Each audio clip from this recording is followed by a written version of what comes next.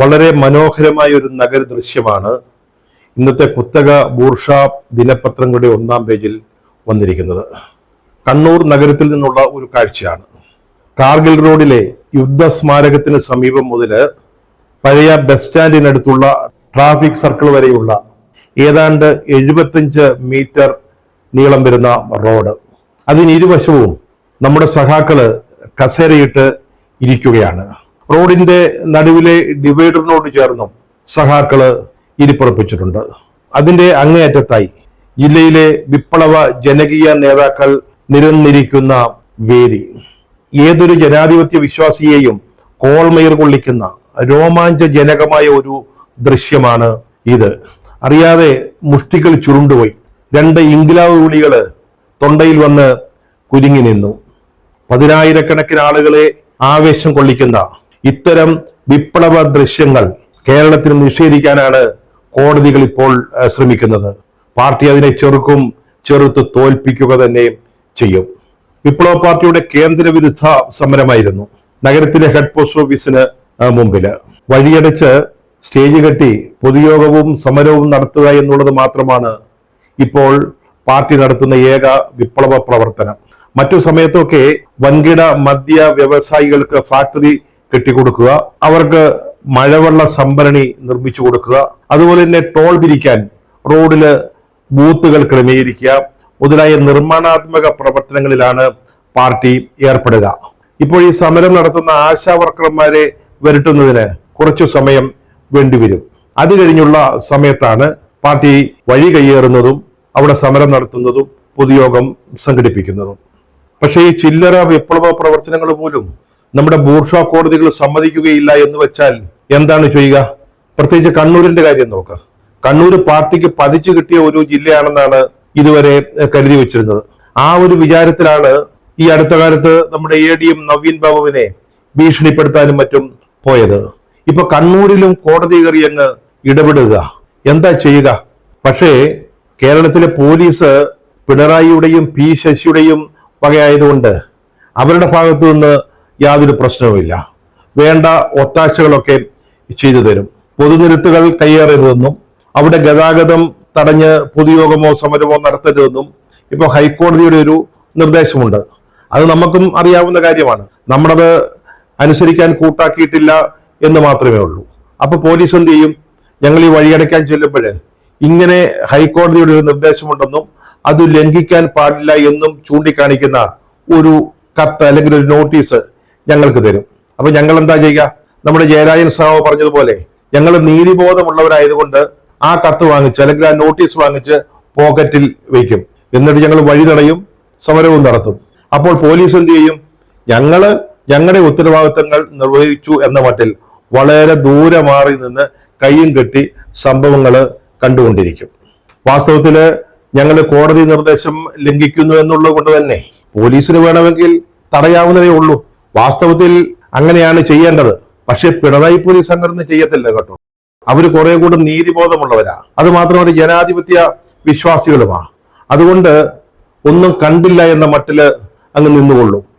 ഞങ്ങളെ തടയാനൊന്നും വരത്തില്ല. ആ സമയം കൊണ്ട് ഞങ്ങള് റോഡ് കയ്യേറുകയും അവിടെ സ്റ്റേജ് കെട്ടുകയും അവിടെ പന്തലിടുകയും അവിടെ കസരയിട്ട് നിരന്നിരിക്കുകയും ചെയ്യും. ഗതാഗതം തടയും. ഒരു ഈച്ചയെ പോലും അകത്തേക്ക് കടത്തിവിടില്ല. അങ്ങനെ വളരെ മനോഹരമായിട്ട് നൈസായിട്ട് ഞങ്ങള് കോടതിയുടെ നിർദ്ദേശങ്ങൾ ലംഘിക്കും, പരസ്യമായി ലംഘിക്കും. സത്യം പറഞ്ഞാൽ കോടതിയുടെ ഈ നിർദ്ദേശങ്ങളിൽ ലംഘിച്ചതിന് ശേഷമാണ് നമ്മുടെ പോലീസിന്റെ യഥാർത്ഥ കഴിവ് അഥവാ പ്രാഗൽഭ്യം പുറത്തു വരുന്നത്. അവര് ഞങ്ങളുടെ നേതാക്കൾക്കെതിരായിട്ടൊക്കെ കേസ് ചാർജ് ചെയ്യും. MP ജയരാജൻ 1-ാം പ്രതി, അതുപോലെ ജില്ലാ പഞ്ചായത്ത് പ്രസിഡന്റ് KK രത്നകുമാരി മറ്റൊരു പ്രതി. ഈ രത്നകുമാരി പ്രതിയായത് കണ്ടപ്പോഴാണ് വാസ്തവത്തില് ചങ്കുലയ്ക്കുന്ന ഒരു ഓർമ്മ മനസ്സിലേക്ക് വന്നത്. നമ്മുടെ ദിവ്യ സഖാവ് പ്രതിയാകേണ്ട ഒരു സ്ഥാനത്താണ് രത്നകുമാരി പ്രതിയായതെന്ന് ഓർക്കുമ്പോൾ വാസ്തവത്തിൽ സങ്കടം കൊണ്ട് നെഞ്ച് പൊട്ടിപ്പോവുക. എന്തായാലും പോലീസ് ഞങ്ങളുടെ നേതാക്കൾക്കൊക്കെ എതിരായിട്ട് കേസ് ചാർജ് ചെയ്യും. വലിയ കുറ്റമാണ് കേട്ടോ. കോടതി നിർദ്ദേശം ലംഘിച്ചിരിക്കുക. അപ്പൊ കേസെടുക്കണമല്ലോ. പിന്നീടാണ് കളി. ഇത് കൂടാതെ കണ്ടാലറിയുന്ന ഒരു 10,000 പേർക്കെതിരെയും പോലീസ് കേസെടുക്കും. നിയമം ലംഘിച്ച അല്ലെങ്കിൽ കോടതി നിർദ്ദേശം അനുസരിക്കാതിരുന്ന ഒരെണ്ണത്തിനെ ഞങ്ങളുടെ പോലീസ് വെറുതെ വിടത്തില്ല. അതാണ് പോലീസിന്റെ തീരുമാനം. ഉറച്ച തീരുമാനമാണ് കേട്ടോ. ഇത് പോലീസിന്റെ ഒരു അടവാണ് കേട്ടോ. ഞങ്ങളുടെ പാർട്ടിയെ സേഫ് ആക്കുന്നതാ. അതുപോലെ തന്നെ അവര് സ്വയം സേഫ് ആകുന്നതും കൂടെയാ. ഇപ്പൊ കോടതി ചോദിച്ചാൽ പറയാമല്ലോ, സാറേ അവര് വന്ന് നിയമം ലംഘിച്ചു, ഞങ്ങൾക്ക് അവരെ തടയാൻ പറ്റത്തില്ലായിരുന്നു, അവര് 10,000 പേരുണ്ടായിരുന്നു, അതുകൊണ്ട് ഞങ്ങൾ ഒരെണ്ണത്തിനെ വിടാതെ കേസെടുത്തിട്ടുണ്ട്, നടപടി സ്വീകരിച്ചിട്ടുണ്ട്, ഇതിനുള്ളിൽ ഞങ്ങൾക്ക് എന്താ ചെയ്യാൻ പറ്റുക? കോടതി നിർദ്ദേശം ലംഘിച്ച എല്ലാ അവന്മാർക്കെതിരെയും ഞങ്ങൾ കേസെടുത്തിട്ടുണ്ട്. അങ്ങനെ പറഞ്ഞ് പോലീസിന് രക്ഷപ്പെടാൻ പറ്റും. ഞങ്ങളും അതുവഴി അങ്ങ് രക്ഷപ്പെടും. ഈ കണ്ടാൽ അറിയാവുന്ന ഈ 10,000 പേര്, അതിൽ 10,000 പോയിട്ട് ഒരു 100 പേരെ അല്ലെങ്കിൽ 10 പേരെ പോലും പോലീസിന് കണ്ടാൽ അറിയില്ല. പിന്നെ ഈ കേസ് എന്തെങ്കിലും കോടതിയിൽ എത്തുകയാണെങ്കിൽ അപ്പൊ കോടതി അവരെ വിസ്തരിക്കുകയോ അവരെ ശിക്ഷിക്കുകയോ എന്തു വേണമെങ്കിലും ചെയ്തോട്ടെ. ഈ 10,000 പേർക്കെതിരെ, കണ്ടാൽ അറിയുന്ന 10,000 പേർക്കെതിരെ കേസെടുക്കുന്നത് കൊണ്ട് മറ്റൊരു പ്രയോജനം കൂടെ ഉണ്ട് കേട്ടോ. പണ്ടൊക്കെ ഈ സമരത്തിൽ പങ്കെടുക്കുമ്പോൾ നമ്മളൊരു മുദ്രാവാക്യം വിളിക്കുമായിരുന്നു, എണ്ണാമെങ്കിൽ എണ്ണിക്കൂ, നാളെ കള്ളം പറയരുത്. അതായത് ഈ സമരത്തിൽ ഇത്രയ്ക്ക് വലിയൊരു ജനക്കൂട്ടമാണ് പങ്കെടുക്കുന്നത്, നിങ്ങൾ വേണേ എണ്ണിക്കൂ, നാളെ കള്ളം പറയരുത്. ഇപ്പൊ ആരെ എണ്ണാൻ വിളിക്കൊന്നും വേണ്ട, സംഗതി സിമ്പിളാ.